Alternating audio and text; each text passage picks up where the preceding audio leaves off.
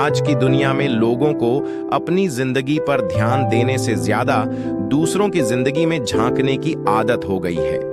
मोहल्ले की सीमा आंटी इसका जीता जागता उदाहरण थी। सुबह दरवाजा खुलते ही वह खिड़की से झांक कर देख लेती कि किसके घर कौन आया, किसने क्या खरीदा, किसने क्या पहना और किसकी जिंदगी में क्या चल रहा है, जैसे उनकी पूरी दुनिया ही दूसरों की बातों पर टिकी हो। इसी मोहल्ले में अर्जुन और प्रिया रहते थे।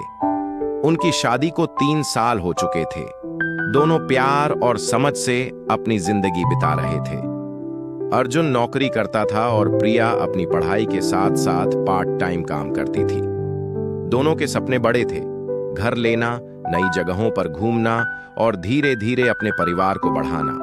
लेकिन मोहल्ले के लोग उन्हें अपनी तरह से जीने का मौका ही नहीं देते। हर दिन कोई ना कोई सवाल उनके कानों तक पहुंचता। अरे, अभी तक बच्चा नहीं हुआ, इतनी देर क्यों कर रहे हो? या फिर कोई ताना कस देता, पढ़ाई लिखाई से तो गृहस्थी नहीं चलती। शुरुआत में अर्जुन और प्रिया मुस्कुराकर इन सवालों को टाल देते, पर जब यही बातें बार बार दोहराई जाने लगीं, तो उनका बोझ दिल पर उतरने लगा। प्रिया अक्सर सोचती, लोग दूसरों की खुशी देखकर खुश क्यों नहीं हो सकते? क्यों हर रिश्ते और हर सफर का समय सबके लिए एक जैसा होना चाहिए? ये सब सोचकर वह उदास हो जाती। लेकिन अर्जुन हर बार उसका हाथ पकड़कर कहता, लोगों का काम है कहना, हमें तो अपनी जिंदगी जीनी है, हमारा सफर हमारा है।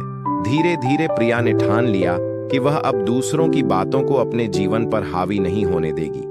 उसने अपने करियर और सपनों पर ध्यान देना शुरू किया।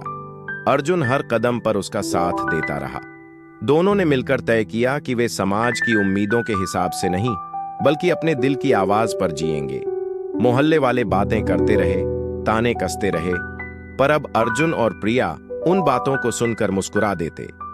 उन्हें समझ आ चुका था कि लोगों को रोकना या बदलना उनके बस में नहीं है, लेकिन अपनी सोच और अपनी खुशी की रक्षा करना उनके हाथ में जरूर है।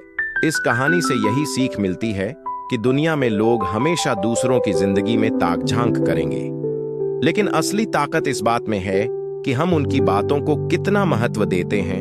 आखिरकार हमारी जिंदगी हमारी है और खुश रहने का हक सिर्फ हमारा है।